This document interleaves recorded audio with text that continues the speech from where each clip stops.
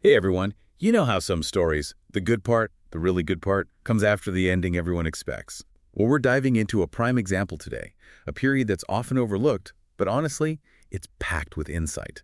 And don't worry, you don't have to be a believer to find this fascinating. Think 40 days of transformation, but not the typical image that comes to mind. Today, we're going deep into the 40 days after Jesus' resurrection. It's got it all. Ultimate comeback, mystery, and even practical advice. It's like finding a bonus chapter nobody told you about. What's really striking is this isn't about suffering or anything like that. It's about what happens after overcoming death. In fact, the source points out how this period comes at the very end, timeline-wise, in the Bible, like it's the final puzzle piece or something. So we all get that the resurrection is a big deal, but why those specific 40 days afterward?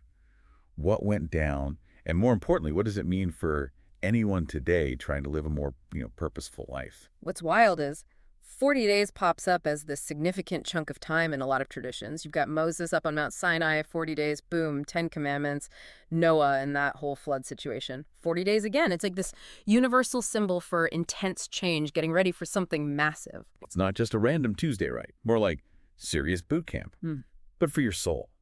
And here's where it gets even more interesting.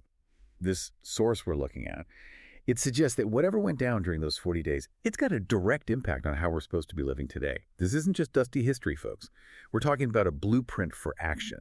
This feeling of victory after the resurrection, it leads to something. You'll see it's all connected. And speaking of powerful allies, that brings us to our second point, and it's a big one. Jesus as this ever-present Savior. It's like having the best wingman ever, always in your corner, no matter what life throws at you. And this is where things get super interesting, right? The source we're looking at, it highlights a major shift happening here. We go from Jesus being physically present to this, well, spiritual presence. It's about that deep faith, knowing you're never truly on your own, even when things get rough. And they use some really powerful quotes from the Bible to illustrate this. Like in Matthew, I think it's 28:20, Jesus says, "I am with you always, even to the end of the age." Wow. Or how about Hebrews 13:5b? "I will never leave you nor forsake you." Those are some heavy-hitting words. They really do offer that feeling of, like, no matter what, someone has your back. And that feeling, that unshakable support, it leads us right into the third pillar of this whole post-resurrection game plan. Right. So we've got the victory over death, that check mark. We've got the constant support, check. What's next? It's about taking that victory, that unwavering faith, and spreading the word, sharing it with everyone. Boom. And that's where all that preparation we talked about earlier, that's where it becomes mission critical. See, these 40 days, it wasn't just Jesus giving out instructions like, okay, guys, here's the plan. Or like training montage. Exactly. It's about empowering them, giving them the tools, even the inner strength to spread this powerful message. Yeah. And the source, it emphasizes this by pointing out the words used in certain Bible verses. Mark 16:15, it uses the word proclaim, not just like mention it to your neighbor if you feel like it.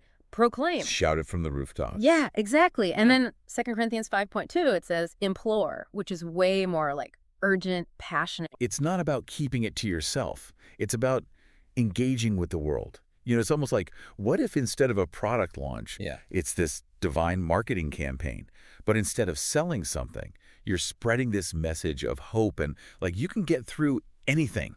You ever find like a hidden gem, a restaurant nobody knows about, and you can't wait to tell people? That's the kind of energy we're talking about, but on a way bigger scale, right?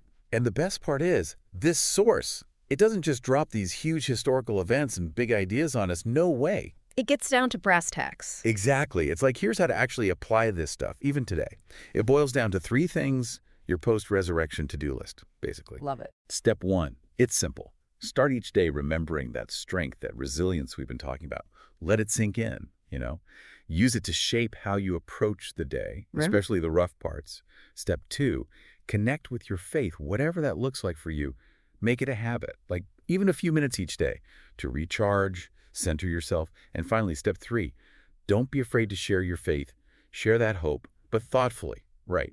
It's not about shoving it down people's throats. It's about this message that, honestly, it's changed you. And maybe, just maybe, it could do the same for someone else. That's such a good point, the thoughtfulness part. The source really underlines that. It's got to be genuine, coming from a real place inside of you. 100%.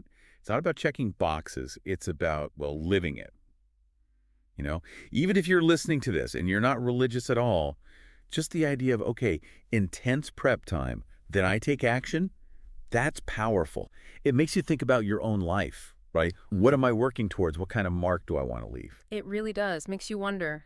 If you were the one given a mission after seeing, experiencing whatever went down in those 40 days, wouldn't that kind of tell you just how crucial that mission was? Boom. Mic drop moment right there.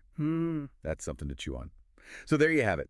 A deep dive into what happens after the resurrection. And let me tell you, there's some surprisingly relevant stuff in there for all of us. Keep those questions coming, keep exploring, and we'll catch you on the next deep dive.